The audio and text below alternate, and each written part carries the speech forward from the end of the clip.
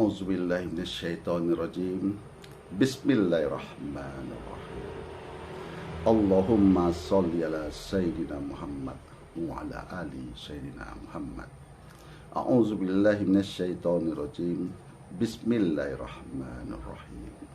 Rabbi sadri wa yassirli amri wahlul 'uqdatam min lisani yafqahu qawli.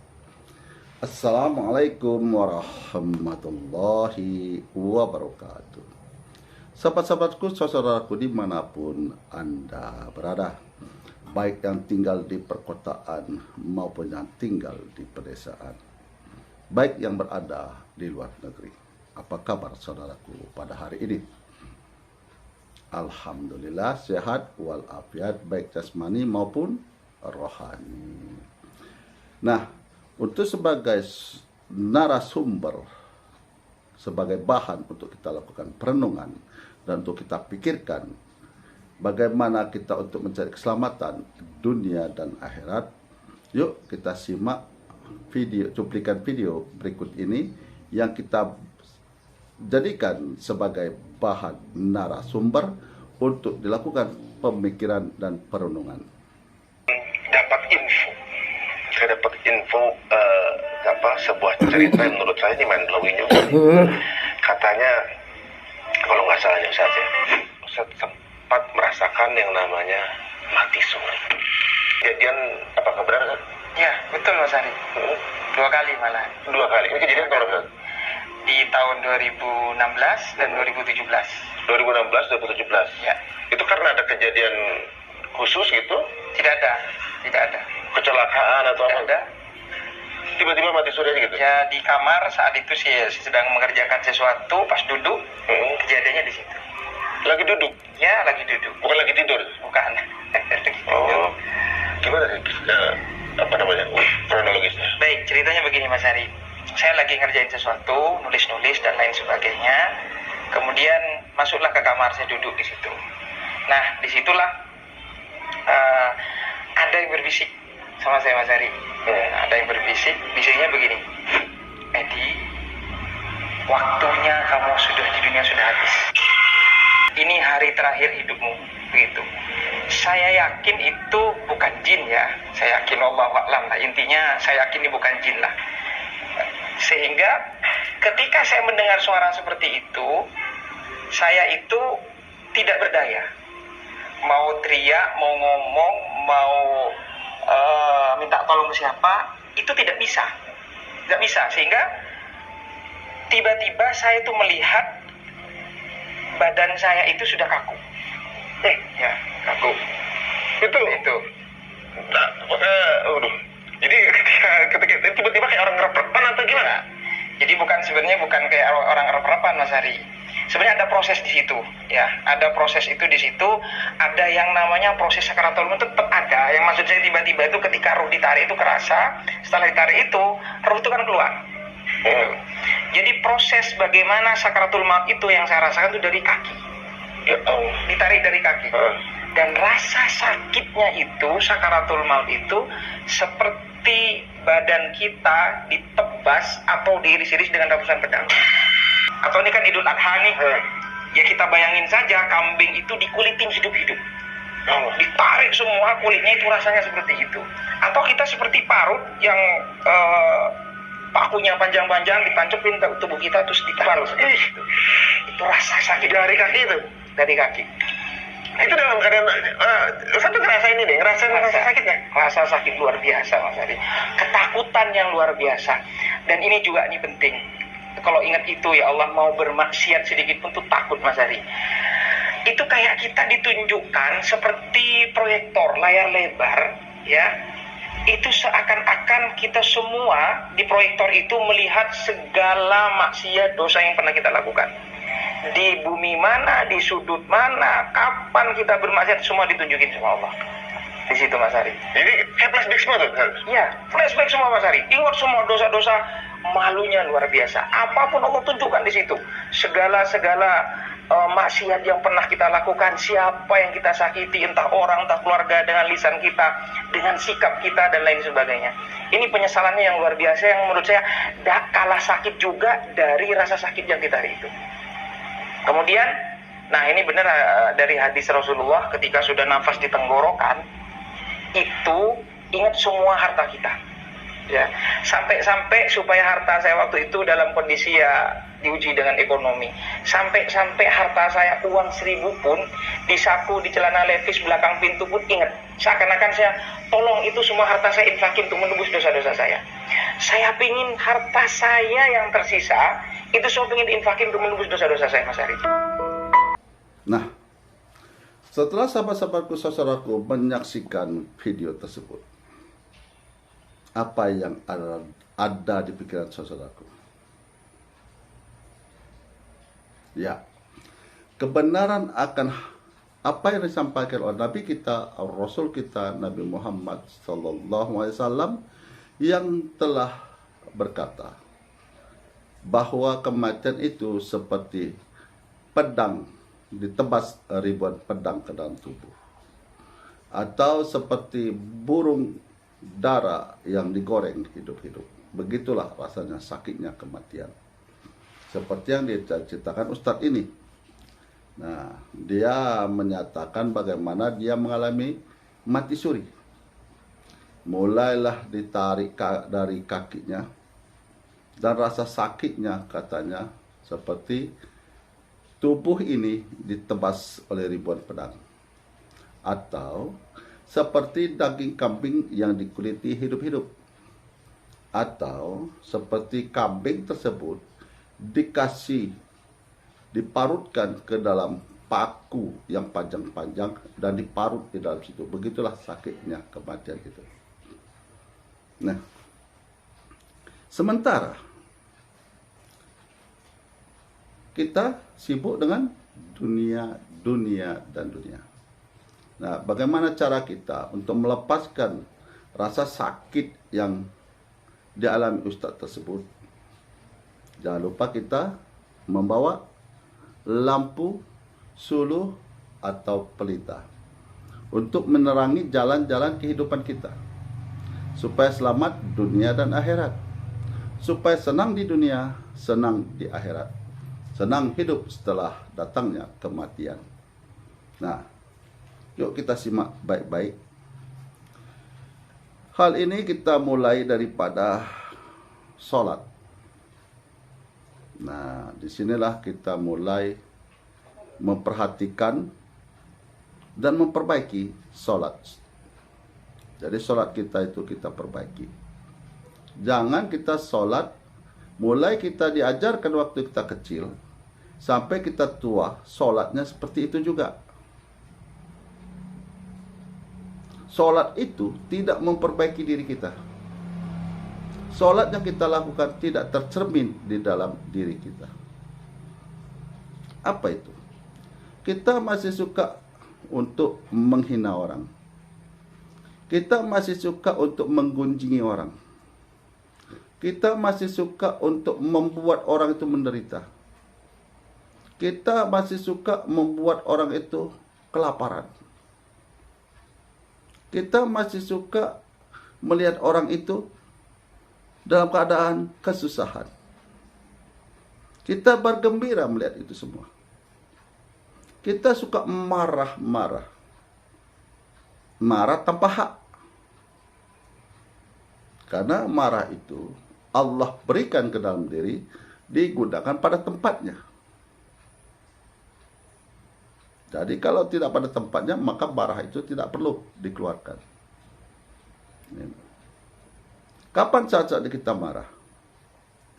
Kalau kita sudah dihina orang, dilecehkan orang, sekali kita diam, 2 kali kita diam, 3 kali kita diam, 4 kali kita diam, 5 kali kita diam, dia masih juga, maka kita pun harus hadapi. Apapun risikonya, baik kematian pun datang, harus kita hadapi. Karena kita ini hidup mempunyai marwah diri. Kalau binatang, dia tidak punya marwah diri. Nah, Binatang itu tidak punya marwah dirinya. Kalau kita di manusia, kita memberikan zakat terhadap diri kita, mengeluarkan zakat kita setiap tahun. Tandanya kita ini manusia, mempunyai marwah dalam kehidupan. Kalau kita tidak punya marwah dalam hidup ini, seperti laksana seekor binatang. Karena binatang tidak ada aturan. Suka-suka gue. Nah, inilah sahabat-sahabatku. Ini semuanya akan tercermin di dalam sholat. Maka perkara yang pertama kali akan diperiksa adalah masalah sholat. Kalau baik sholatnya, maka baiklah amalannya keseluruhan. Kalau buruk sholatnya, maka buruklah amalannya yang dia lakukan. Buruk semua. Jadi kuncinya di sholat. Nah, kenapa ada orang itu merasakan sakitnya kematian seperti yang diceritakan Ustaz tersebut yang mengalami mati suri? Karena belum bisa melepaskan urusan-urusan dunia. Belum bisa melepaskan, masih mengukir urusan-urusan dunia di dalam hatinya. Maka akan terasalah sakitnya kematian itu. Seperti kambing dikuliti hidup-hidup. Seperti ribuan pedang ditempaskan ke depan pada tubuh kita. Nah, itulah sakitnya kematian itu. Nah, kalau kita sudah tahu hal-hal tersebut, maka untuk menghadapi kematian, maka kita harus persiapkan diri. Seperti orang ingin berperang, dia harus mempersiapkan diri dengan segala kemampuannya. Nah, ini juga kita pun harus memperbaiki diri. Dalam hal ini kita perbaiki sholat. Bagaimana sholat kita supaya khusyuk? Gitu. Memang kalau kita sholat khusyuk, itu kita dengar orang berbicara. Tapi fokus dan pikiran kita bukan di pembicaraan orang tersebut. Tapi fokus dan pikiran kita, penyerahan diri kita, itu hanya kepada Allah. Seiring dengan kata la hawla wala quwata illa billahi alil azim.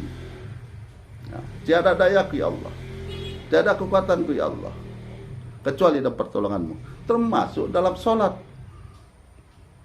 Di dalam sholat pun kita berpasrah diri di situ. Kita memfokuskan diri hanya kepada Allah. Kalau ahli ini sudah terbiasa dengan memusukkan diri dalam hal sholat, insya Allah rasa sakit kematian itu tidak akan pernah ada. Karena kita sudah dipertunjukkan, seperti kata Ustadz yang mengalami mati suri tersebut, dia melihat seperti proyektor. Semua amalan yang dilakukan selama dia hidup diperlihatkan Allah. Nah, sehingga beliau ketakutan, meminta tolong kepada seseorang untuk dihidupkan kembali.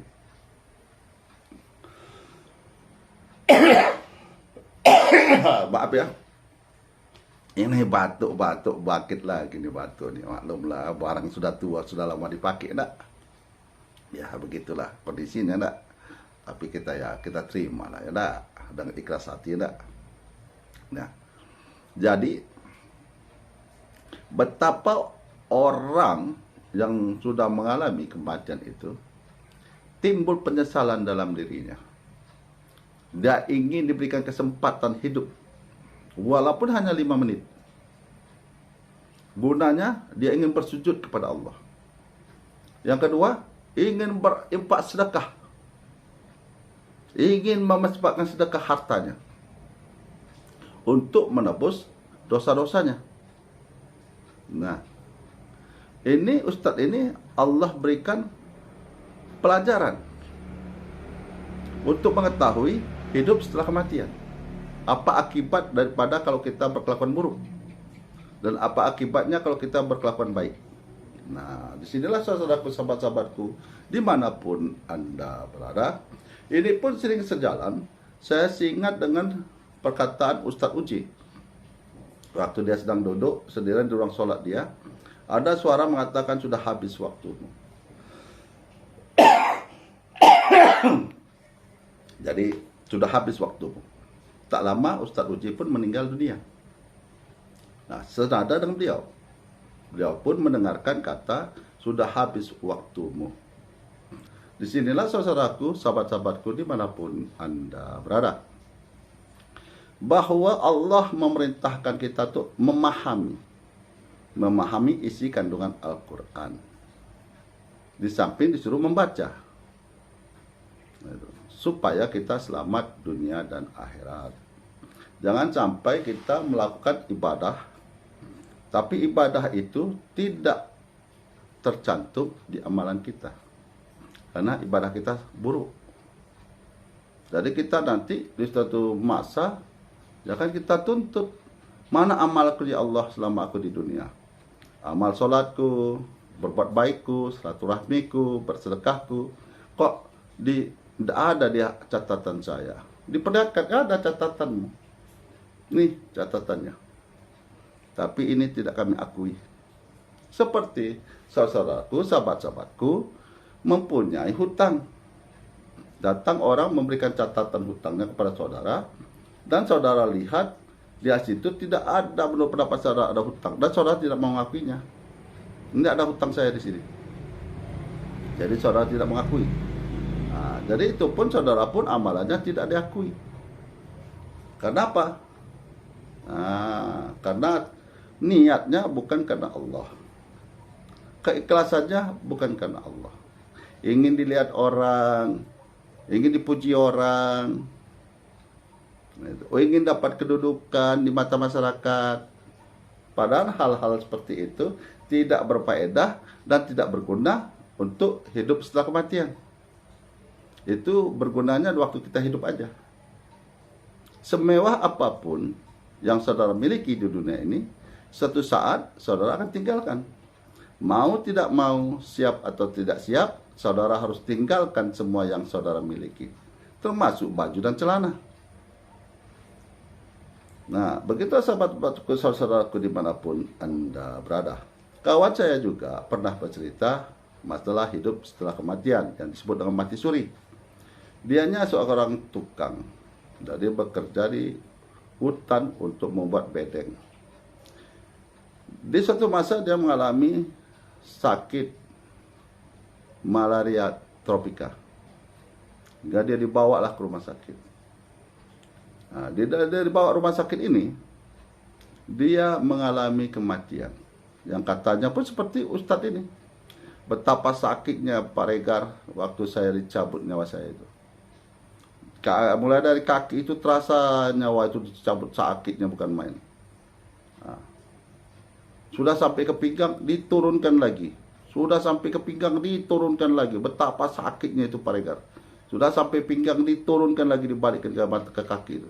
Ditarik lagi. Ada 7 kali dibikin seperti itu. Sampai aku berteriak-teriak aku, kalau mau mati-matilah, jangan lagi disiksa aku kayak gini. Jangan aku dipermainkan seperti ini, kalau mau mati-matilah. Tidak ingat sama sekali dia kepada Allah, Sang Maha Pencipta. Yang menciptakan dirinya dia tak ingat. Yang dia ingatnya rasa sakitnya. Nah, sesuai juga dengan amalannya. Amalannya tidak ada. Nah, setelah itu baru dia merasakan, dia keluar dari tubuhnya, mengalami rasa sakit yang amat sangat. Seperti Ustadz ini, dia lihat juga tubuhnya. Hingga dia merasa sudah dimasukkan dalam satu lubang liang kubur. Didatangi oleh 2 malaikat, membawa obor 1, membawa cambuk api 1. Waktu dia udah ketakutan, malaikat ini mengatakan, belum waktunya kau untuk berada di sini, kembalilah. Maka dia kembali. Gitu dia bangun, dia udah di ruang mayat. Nah, sudah di ruang mayat, ditengoknya kiri kanannya mayat. Dia pun lari. Digedor-gedornya pintu. Orang pada lari terpirit-pirit. Karena ada di ruang mayat orang menggedor-gedor pintu. Ada bapak-bapak tua. Jadi dibilangnya sama penjaganya, bukalah, biar saya temani kalau kamu takut. Itulah dia keluar. Sudah itu diperiksa sama dokter, nyatanya dinyatakan dia sehat. Nah, dia sekarang masih hidup. Nah, untuk sebagai saksi, boleh kita datangkan dan boleh kita adakan wawancara sama beliau. Nah, begitu sahabat-sahabatku, saudara-saudara dimanapun Anda berada. Betapa apa yang disampaikan Nabi kita, Rasul kita itu benar adanya.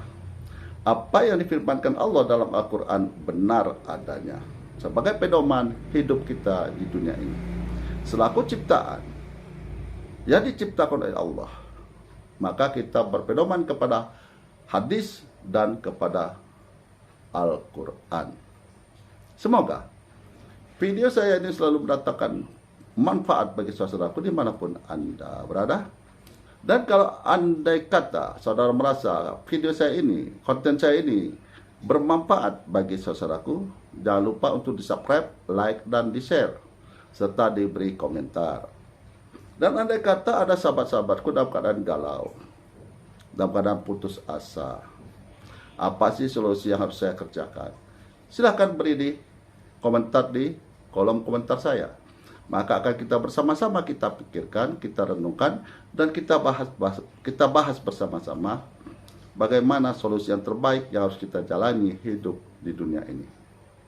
Dan tak lupa, apabila ada saudaraku yang sakit, baik yang dirawat rumah sakit maupun dirawat di rumah, semoga Allah angkat penyakitnya, dipulihkan seperti sedia kala.